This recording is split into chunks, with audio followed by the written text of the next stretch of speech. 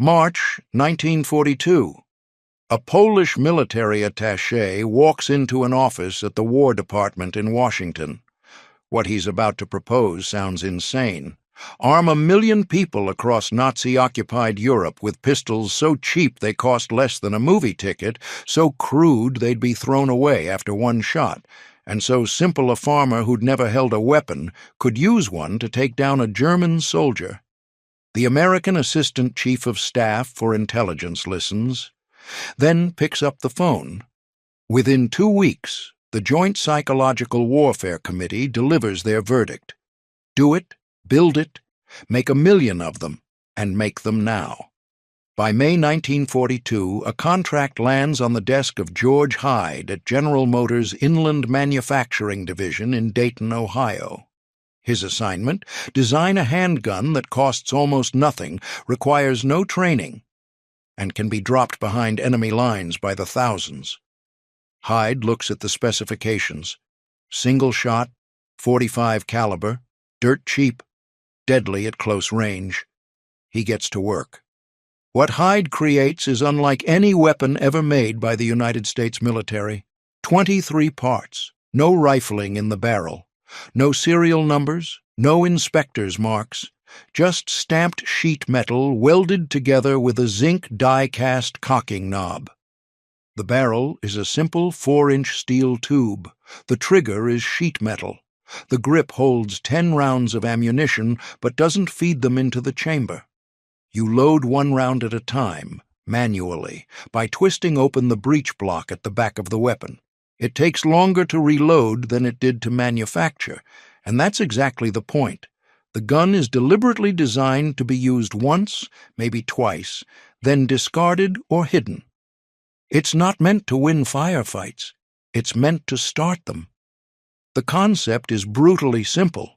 A resistance fighter recovers the weapon from an airdrop, approaches a lone German sentry from behind, fires one .45 caliber round at point-blank range, and takes the soldier's rifle, ammunition, and equipment. Now that resistance fighter is armed with a real weapon. Do this 1,000 times across occupied France, and suddenly the Germans have a problem they can't solve with tanks or bombers. An invisible enemy, everywhere, armed. To hide the project from Nazi spies, the military gives it a misleading designation. Flare projector, caliber .45, FP45. On official documents, the barrel is labeled tube. The trigger is called a yoke. The firing pin becomes a control rod. Workers at Guide Lamp Division, a General Motors factory in Anderson, Indiana, that normally manufactures headlights and turn signals for cars, are told they're building flare projectors for the military. 300 workers are assigned to the program. They're sworn to secrecy. Production begins in the second week of June 1942. They work 24 hours a day, 7 days a week. The factory floor never stops. Stamping presses hammer out sheet metal parts. Welding stations fuse them together. Assembly lines move at breakneck speed.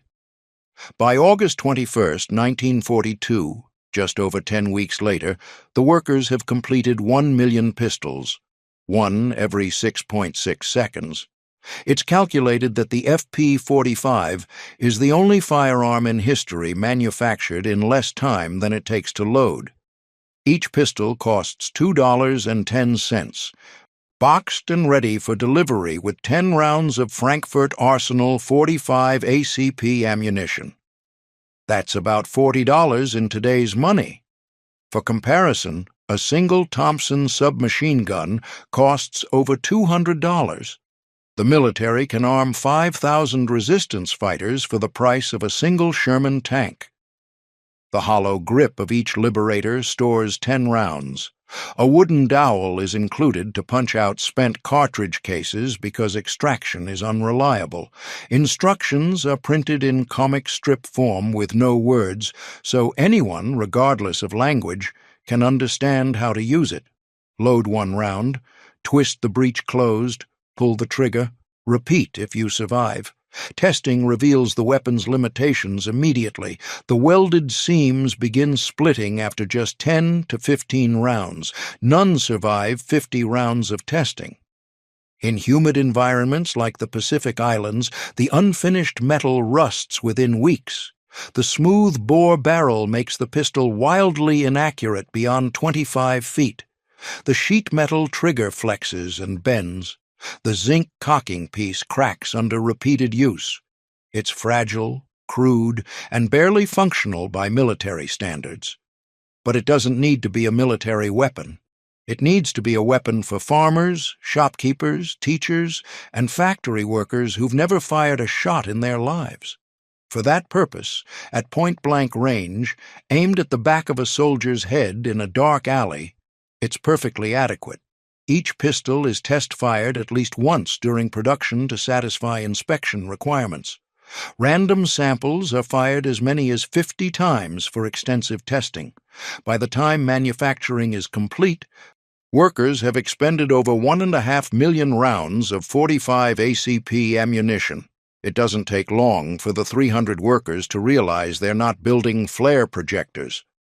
One foreman is fatally injured when he accidentally discharges a Liberator into his abdomen, though the official story claims he was hurt by malfunctioning equipment. Word spreads through the factory floor. Secrecy becomes harder to maintain, but the workers keep building. The war needs these weapons.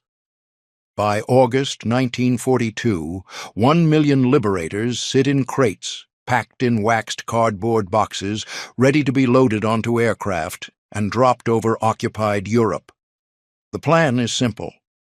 Bomb raids already fly over France, Belgium, Holland, and Poland every night. Add crates of Liberators to the payload, drop them by parachute alongside supply containers.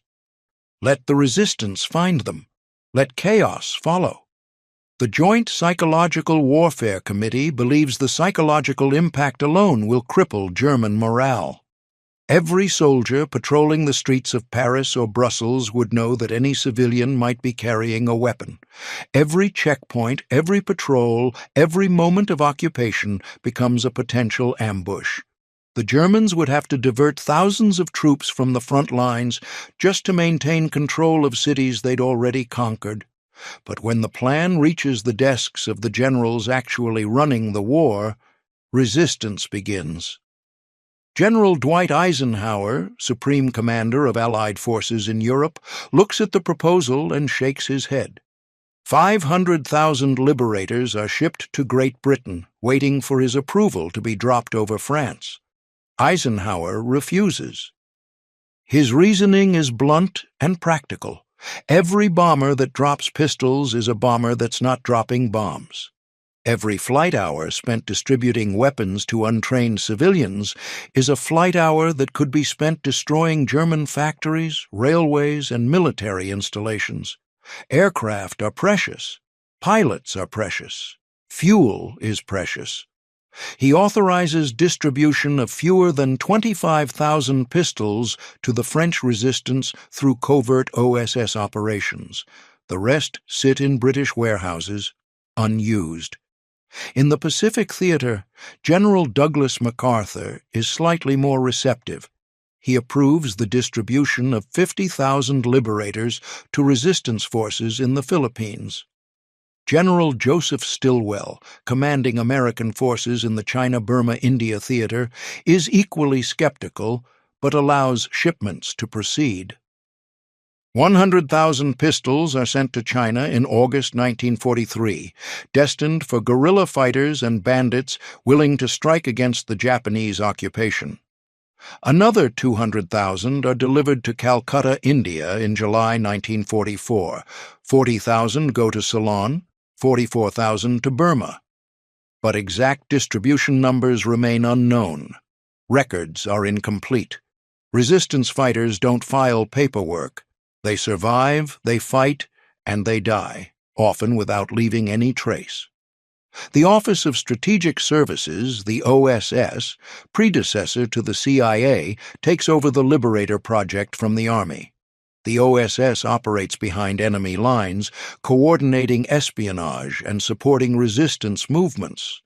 They prefer to supply guerrilla fighters with more effective weapons whenever possible: Sten guns, Thompson submachine guns, captured German MP-40s.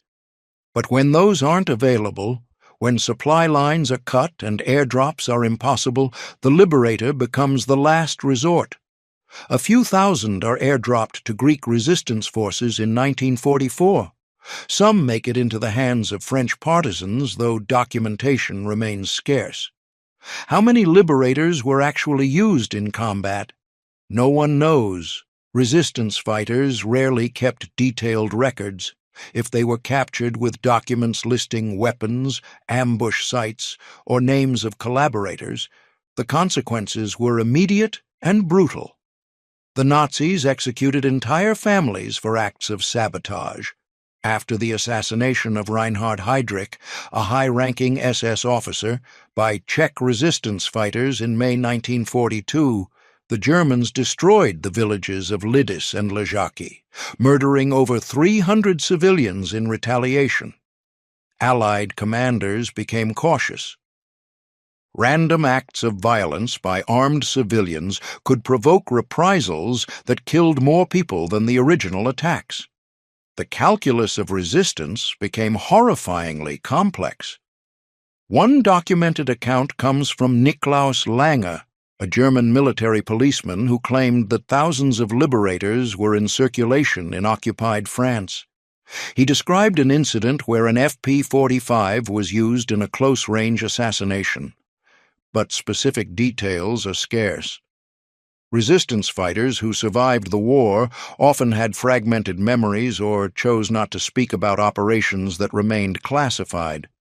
The only confirmed photograph of a Liberator in theater during World War II shows the pistol tucked into the waistband of an unidentified man in Kunming, China. That single image is the only visual evidence that the weapon reached its intended users. Were German or Japanese soldiers neutralized with Liberators? Almost certainly. Were there hundreds of successful ambushes using these crude pistols? Possibly. Were there documented, verified reports filed and archived? No. The nature of clandestine warfare means success is measured by what doesn't get written down. A German patrol that disappears in the French countryside, a Japanese sentry found with a single gunshot wound in occupied Manila, a resistance fighter who suddenly has a rifle that wasn't issued by any Allied force. These are the ghosts of the Liberator's war. The weapon's true impact wasn't measured in confirmed eliminations. It was measured in fear. German soldiers in occupied territories knew that cheap, untraceable pistols might be hidden in every farmhouse, every cellar, every shed across Europe. Japanese troops in the Philippines understood that even unarmed civilians could become threats with a single airdrop. Occupation forces had to increase patrols, implement stricter curfews, conduct more searches, and divert more personnel to internal security. Every soldier assigned to guard a checkpoint in Lyon or search homes in Manila was a soldier who wasn't fighting at the front. That was the Liberator's victory. Not in the shots fired, but in the paranoia it created. When the war ended in 1945, the military had no use for hundreds of thousands of leftover Liberators. Over 600,000 pistols were dumped into the ocean off the coast of England. The remaining inventory was melted down for scrap. The project was considered a failure by many military analysts. Too few distributed, too little documentation of success. Too much skepticism from commanders in the field, but the Liberator proved something else. That American industrial might could produce 1 million weapons in 11 weeks.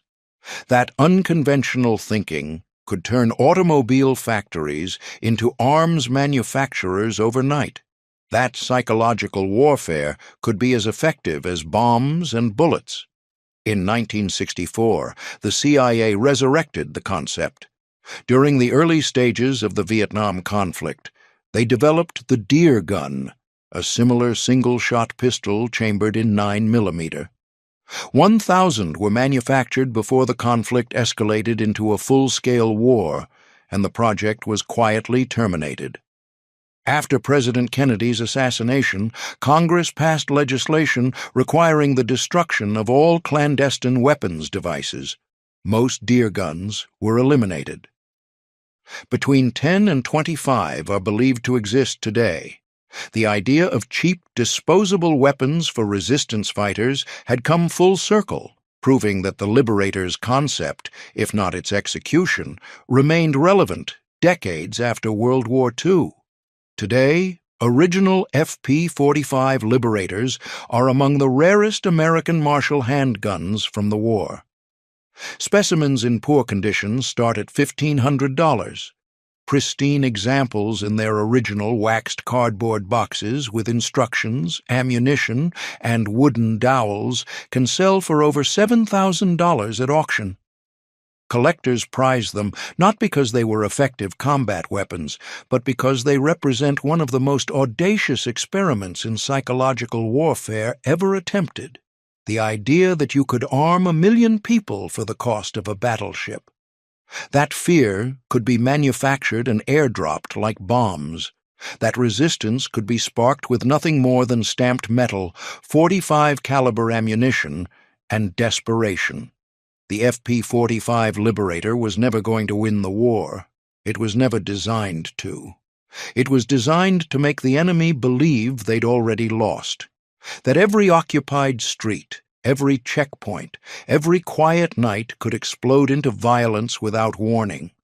That the people they'd conquered weren't defeated, just waiting. And all it took was $2, 10 cents, and 11 weeks of American manufacturing genius to make that nightmare real. If you want more stories like this about the weapons, technology, and people who shaped World War II, hit that subscribe button and turn on notifications. History doesn't repeat itself, but it echoes. And sometimes, those echoes are louder than we think.